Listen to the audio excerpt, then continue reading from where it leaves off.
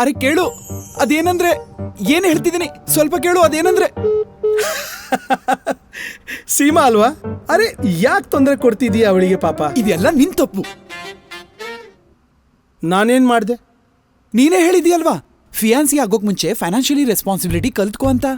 Learning to plan finance is a must. ಸ್ವಲ್ಪ market study ಮಾಡು. ಅಂದ್ರೆ ಇದೆಲ್ಲ ನನ್ನ ತಪ್ಪೇನೋ? ಮತ್ತಿನ್ನೇನು, ಫೈನಾನ್ಸ್ ನ ತಿಳ್ಕೊಳ್ಳೋ ರಗಳೆಯಲ್ಲಿ ಸೀಮಾಳ ಮಮ್ಮಿಯ ಬರ್ತ್ಡೇ ಮರೆತ್ಬಿಟ್ಟೆ ನಾನು. ನಾನ್ ಕೇವಲ ತಿಳ್ಕೊಳಕ್ಕೆ ಹೇಳಿದೆ, PhD ಮಾಡ್ಲಿಕ್ಕೆ ಅಲ್ಲ. ಆದ್ರೆ ಮಚ್ಚ, there is so much to learn.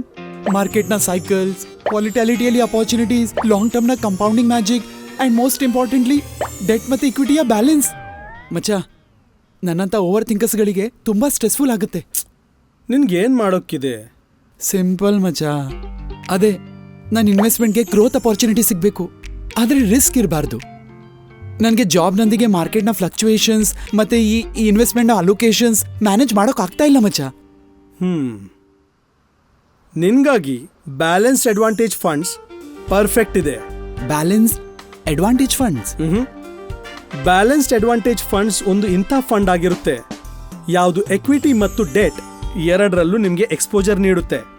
ಇದು ಯಾವುದೇ ಫಿಕ್ಸ್ಡ್ ಅಲ್ಲ, ಇದು ಒಂದು ಡೈನಾಮಿಕ್ ಆಸೆಟ್ ಅಲೋಕೇಶನ್ ಮಾಡೆಲ್ ಆಗಿದೆ. ಇದರಲ್ಲಿ ಮಾರ್ಕೆಟ್ ರಿಸರ್ಚ್, ಕಂಡೀಷನ್ಸ್, ಇನ್ಸೈಟ್ಸ್ ಮತ್ತು ಟ್ರೆಂಡ್ಸ್ನ ಮೂಲಕ ನಿಮ್ಮ ಇನ್ವೆಸ್ಟ್ಮೆಂಟ್ ಅನ್ನು ಆಪ್ಟಿಮೈಸ್ ಮಾಡಲಾಗುತ್ತೆ. ಫಾರ್ ಎಕ್ಸಾಂಪಲ್, ಮಾರ್ಕೆಟ್ನ ಪ್ರಕಾರ ಈ ಫಂಡ್ಸ್ ಎಕ್ವಿಟಿಯಿಂದ ಅಲೋಕೇಶನ್ ಕಡಿಮೆ ಅಥವಾ ಹೆಚ್ಚು ಮಾಡಿ ನಿಮ್ಮ ಪೋರ್ಟ್ಫೋಲಿಯೋವನ್ನು ರೀಬ್ಯಾಲೆನ್ಸ್ ಮಾಡುತ್ತೆ. ಈ ರೀತಿಯಿಂದ ಇದು ನಿಮ್ಮ ರಿಸ್ಕ್ಸ್ ಮತ್ತು ರಿಟರ್ನ್ಸ್ ಎರಡನ್ನು ಮ್ಯಾನೇಜ್ ಮಾಡುತ್ತೆ. ದಿಸ್ ಇಸ್ ಅಮೇಸಿಂಗ್ ಮಚ್ಚ.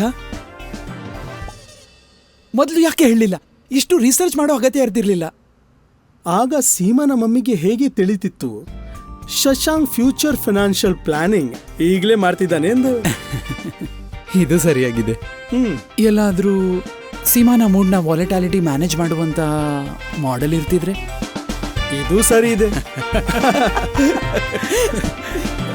ಮ್ಯೂಚುವಲ್ ಫಂಡ್ ಹೂಡಿಕೆಗಳು ಮಾರುಕಟ್ಟೆಯ ಅಪಾಯಗಳಿಗೆ ಅಧೀನವಾಗಿವೆ. ಸ್ಕೀಮ್ ಸಂಬಂಧಿತ ಎಲ್ಲ ದಸ್ತಾವೇಜುಗಳನ್ನು ಗಮನವಿಟ್ಟು ಓದಿಕೊಳ್ಳಿ.